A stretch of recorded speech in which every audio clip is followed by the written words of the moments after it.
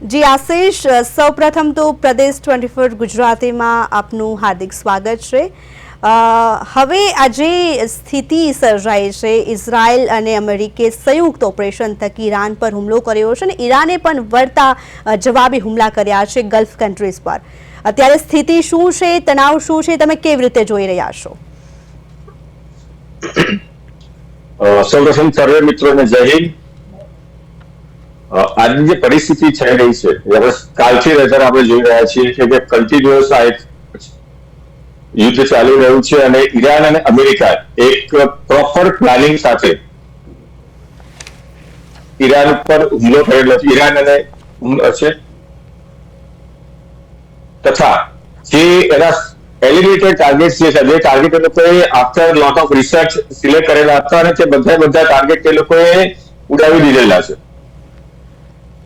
તેને કારણે આજે ઈરાન ઘૂંટણી આવીને પડેલું છે અને ભલે તેણે રિટાલિએશન કરવાની કોશિશ કરેલી છે ઈરાને, પરંતુ એ એક સાથે 7 દેશોની ઉપર અટેક કર્યા પછી પણ ઈરાન જે છે અમેરિકાને પહોંચી વળવાની પોઝિશનમાં નથી, તે આપણે સૌ જાણીએ છીએ।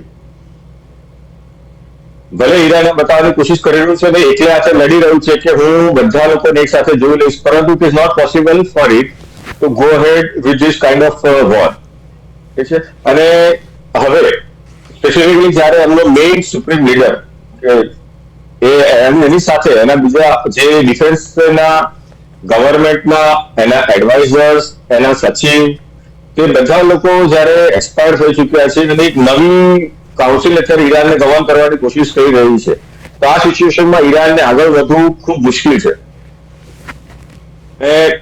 અને જે અત્યારે નવી જે કાઉન્સિલ ટેક ઓવર કરેલી છે તે બે પાર્ટમાં એક રીતે વહેંચાઈ ગયેલી છે। યુનાનની જે પ્રજા છે તે એમ કહી રહી છે કે ભાઈ અમને કોઈ મતલબ અમે ખુશ છીએ રાદર કે જેમથી અમારા જે ખોમેનીની હત્યા થઈ ચૂકી છે અને અમે એક ઇન્ડિપેન્ડન્ટ ઈરાન તરફ જઈ રહ્યા છે, જ્યારે બીજી બાજુ એના જે રિવોલ્યુશનરી ગાર્ડ છે એ લોકો અત્યારે બી ઈરાન અને ખોમેની ફેમિલી પ્રત્યે બહુ કમિટેડ છે અને તે લોકો કન્ટિન્યુઅસલી કોશિશ કરી રહ્યા છે કે અમે અમેરિકાના સાથી દેશોને અને જે બી મુસ્લિમ કન્ટ્રીઝ છે સરાઉન્ડિંગ્સમાં જ્યાં અમેરિકાનો પોતાનો દેશ છે તે બધાને અમે કન્ટિન્યુઅસ વોર કરતા રહીશું, તેને જવાબ આપતા રહીશું। તો situation is going very critical now જી, અને આજ રાત સુધીમાં ઘણા બધા બીજા ડેવલપમેન્ટ થઈ શકે તેવા ચાન્સીસ।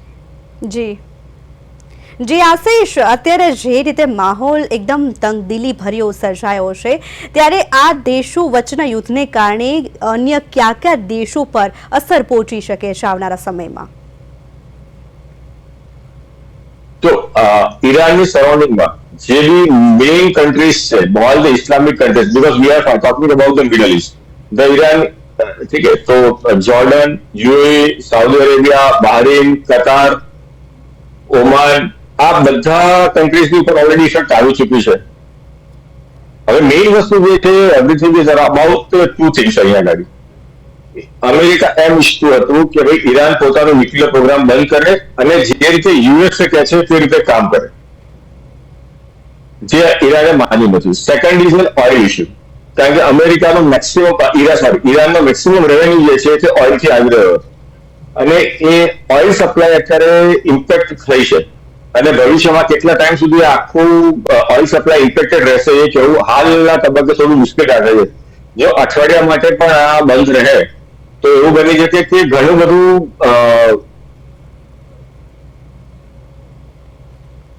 તો આ બે વસ્તુ જ્યાં સુધી નથી થવાની ત્યાં સુધી આપણે કોઈ એક સ્ટેબલ સિચ્યુએશન તરફ પહોંચીશું નહીં।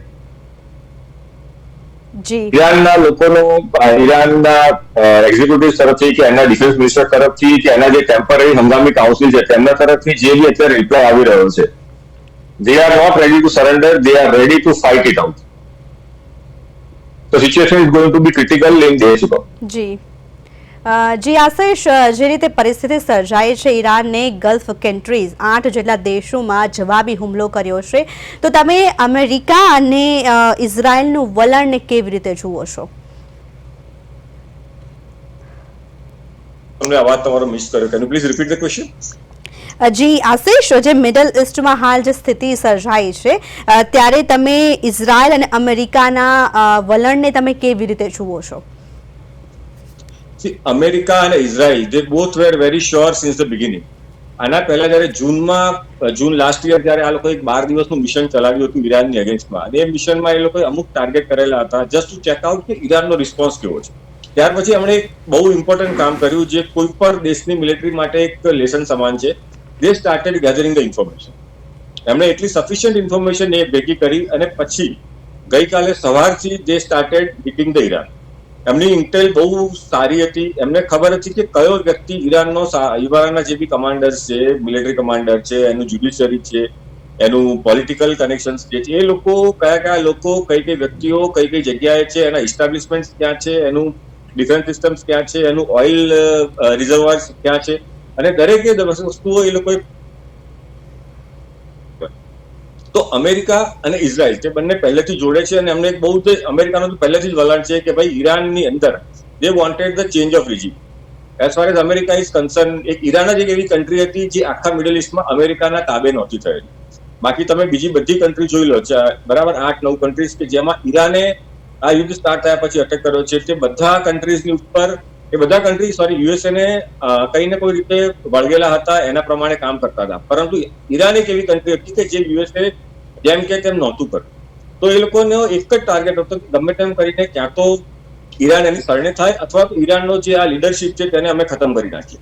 અને ઓલમોસ્ટ બહુ અંશે તે લોકો આમાં સફળ રહ્યા છે. હવે જોવાનું એ છે કે નેક્સ્ટ જે આવે છે governing council, A governing council weather it comes pro USA or it comes again જેમ ખોમેની હતા કે જે બહુ એક જળ તરીકે નેતા તરીકે ઓળખાતા હતા અને હી વોઝ વેરી ઓર્થોડોક્સ. તો જો એવી જ આવે છે તો પછી આ યુદ્ધ લાંબુ ચાલશે. જો એવા નહીં આવે અને આ લોકો અમેરિકા સાથે સમાધાન કરવા તૈયાર થશે, જે અમેરિકા અને ઇઝરાયલ બંને ઈચ્છે છે, then it is going to be a win-win situation. અને મિડલ ઇસ્ટ, ઓલમોસ્ટ આખું મિડલ ઇસ્ટ એમ કહી શકાય કે વેસ્ટર્ન ઇન્ફ્લુઅન્સની અંદર કામ કરવું છે. જી આશિષ, જે ખામેનીનું મૃત્યુ થયું છે ત્યારે શું એવું કહી શકાય કે ઈરાન હવે અમેરિકા સામે બાથ ભીડશે, સક્ષમ છે? શું એની સ્થિતિ શું છે? શું અમેરિકા સામે લડવા માટે મજબૂત બનશે? તમે કઈ રીતે જુઓ છો આ? જો ઈરાન અને અમેરિકાનું આપણે કમ્પેરિઝન કરીએ એ ખૂબ સારું નથી, કારણ કે America is an extremely technically high, technologically super power, nuclear nation, right? Same Israel is also technically higher power and it's also a nuclear nation. Whereas Iran એક એવી કન્ટ્રી હતી કે જે ઈચ્છતી હતી કે ન્યુક્લિયર નેશન એ બને so that it can maintain the regional balance into the Middle East. હવે એ થઈ નહોતું રહ્યું અને એ લોકો કોશિશ કરતા હતા કે અમે લોકો બી ન્યુક્લિયર પાવર નેશન બની જઈએ so that nobody can eye us. કોઈ પણ કન્ટ્રીનો નેતા હોય એમ વિચારે કે ભાઈ મારો દેશ આગળ વધે અને મારા દેશની ઉપર કોઈ દુશ્મન દેશ નજર ના નાખે, અને એના માટે ઈરાન કોશિશ કરી રહ્યું છે. બહુ સ્વાભાવિક વસ્તુ છે. નાઉ ધ ક્વેશ્ચન હિયર ઇઝ, કારણ કે ઈરાને આમાં આને તાબે ના થયું અને હવે જે આ અત્યારે છેલ્લા એક દિવસ 24 અવર્સ ને આજે બીજા લગભગ 30 કલાકમાં જેટલું નુકસાન ઈરાનને થયું છે એનાથી રિકવર કરવું ઈરાન માટે કદાચ ઘણું ટાઈમ લાગે એવી વસ્તુ છે.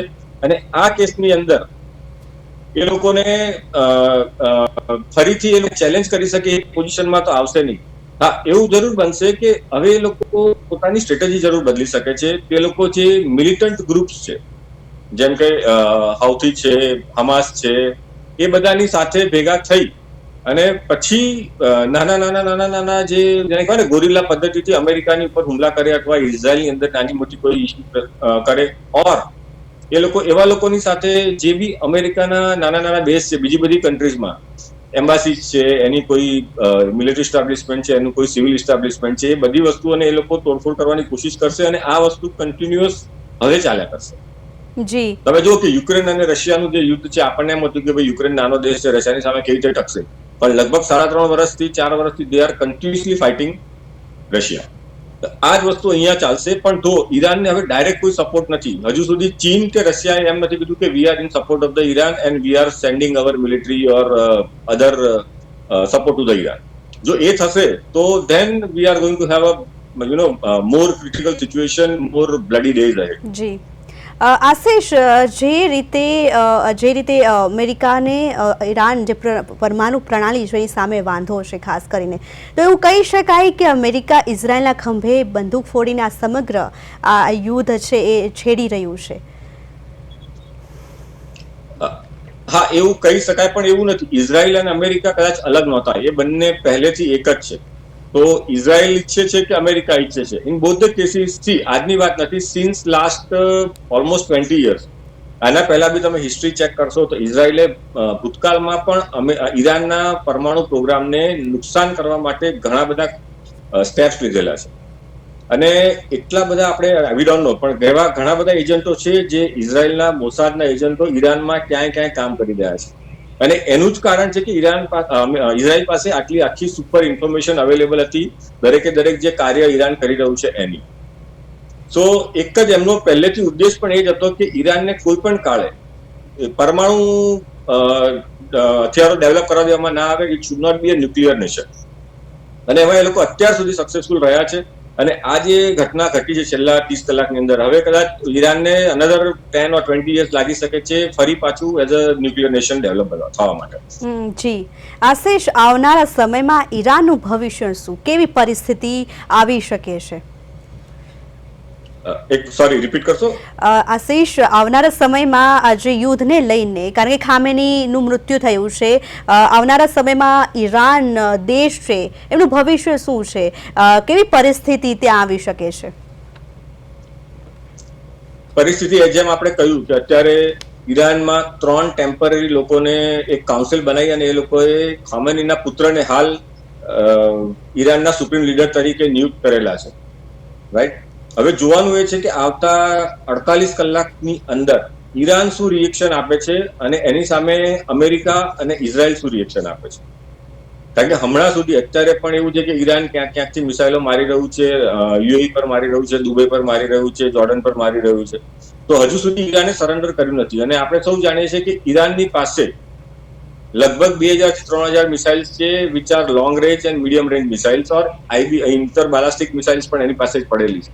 તો ડેફિનેટલી પોતાના સાર્વભૌમત્વની રક્ષા કરવા માટે ઈરાન આ મિસાઇલો ફોડ્યા કરશે, પણ ક્યાં સુધી એ જોવાનું છે. જો ઈરાન પોતાનો આખો મિસાઇલનો જે બી એનું સ્ટોરેજ છે બધું એક્ઝોસ્ટ કરી નાખશે તો પછી ઈરાન પાસે હવે કશું નથી રહ્યું, બીકોઝ એની જે એરફોર્સ છે એટલી સ્ટ્રોંગ નથી.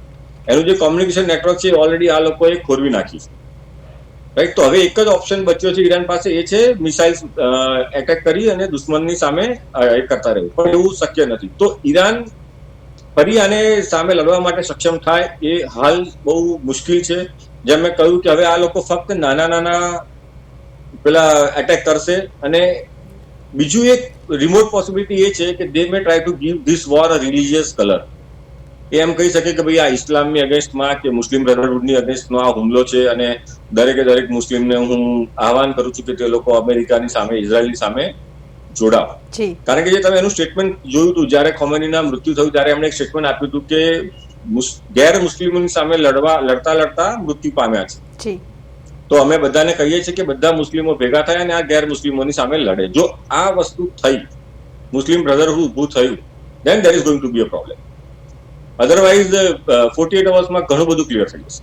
જી આશિષ, આપણે આપણા ભારતની વાત કરીએ તો આ સમગ્ર પિક્ચરમાં જે રીતે તણાવપૂર્ણ સ્થિતિ સર્જાઈ છે, ત્યારે મિડલ ઇસ્ટ એ એક મોટો સપ્લાયર છે તેલનો, ત્યારે ક્રૂડના ભાવ પણ વધી શકે છે કારણ કે જે રીતે યુદ્ધ છેડાયું છે, તો ભારતને શું અસર પહોંચી શકે છે આવનારા સમય માટે? જો આપણા મેઇન જે 2-3 સપ્લાયર હતા ઓઇલના, એક રશિયા છે, એક ઈરાન છે અને બાકી યુએસ છે. તો જ્યારે ઇન્ડિયાએ રશિયા પાસેથી ક્રૂડ ખરીદવાનું ચાલુ કર્યું અને યુએસની ઇકોનોમી પર જ્યારે એની અસર થતી હતી એટલે ટ્રમ્પે ઊંધા સીધા કામ ચાલુ કર્યા, એ બધું બધા જાણે છે. તો આપણે હિસ્ટ્રીમાં નથી જતા. Point is we were having a very good relation with the Iran. અને એ રિલેશનનું એક મેઇન કારણ હતું કે આપણે ઈરાન પાસેથી ઓઇલ લેવાના હતા અને આપણે ત્યાંથી અનાજ અને બીજી જે શાકભાજી છે અને બીજી અધર મેડિસિન્સ છે એ વસ્તુ આપણે ઈરાનમાં મોકલતા હતા. So it was a bilateral trade. અને જેના માટે આપણે ઈરાનને એક આખું પોર્ટ ડેવલપ કરવા માટે હેલ્પ કરી. વી ઓલ કે ચાબાર બંદર જે છે એ આખું ભારતની મદદથી ઈરાનમાં ડેવલપ થયું. હવે એ આખા ટ્રેડ ઉપર બહુ મોટો અસર પડશે. વી મે લૂઝ, કારણ કે 20% ઓઇલ ઓછું નથી. It is a very huge amount of oil it's a oil worth millions of dollars. તો આ ડેફિનેટલી આપણી ઇકોનોમીને અસર કરશે. But on the other way Russia is always there to give us more oil. આપણું જે રશિયાથી ઓઇલ પરચેસ છે એ કદાચ થોડું ઘટ્યું છે. We may increase that with proper reason કે ભાઈ અમે ઈરાન પાસેથી ઓઇલ લેતા તે નથી મળતું, તો અમે અમારા દેશની ઇકોનોમીને મેન્ટેન કરવા માટે we are buying more oil from Russia. America કેટલું બી ઉધમ કરે, we are not going to listen to them. અને આપણે હમણાં જોયું છે કેટલાક સમયથી જે રીતે ઇન્ડિયન ડિપ્લોમેસી અમેરિકન પ્રેશરની સામે પ્રોપર રીઝન આપીને ઉભી રહી છે, લડી રહી છે, બરાબર, એ બધું ઇન્ડિયા તો હા અસર પડશે. Oil prices across the world may increase, કારણ કે જે મેઇન સપ્લાય હતો 20% of the oil transportation across Middle East and Gulf countries takes place through that Strait of Hormuz. તો જ્યારે સ્ટ્રેટ ઓફ હોર્મુઝ બંધ થયું છે તો એ ફરક પડવાનો છે. Global prices will increase. But then again, as I said, within 48 hours, we will come to some conclusion, and it may be possible because nobody wants the economy બગડે. અને ખાસ કરીને મિડલ ઇસ્ટ જે છે તેમનો મેઇન બિઝનેસ જ ક્યાં તો ઓઇલ છે ને ક્યાં તો ટુરિઝમ છે. એમની પાસે એના સિવાય બીજું કશું છે નહીં. તો દુબઈ છે, શારજા છે, યુએઈ છે, આ બધા લોકોનો તો મેઇન ધંધો ટુરિઝમ ઉપર અને ઓઇલ ઉપર ચાલી રહ્યો છે. તો they want that it should come to a stable situation should come as soon as possible. Peace should prevail as soon as possible. અને કેમ કે આ બધા લોકો યુએસના એલાય છે, એટલે they may ask the United States to stop this attacks or come to some conclusion, sit down for some peace talk.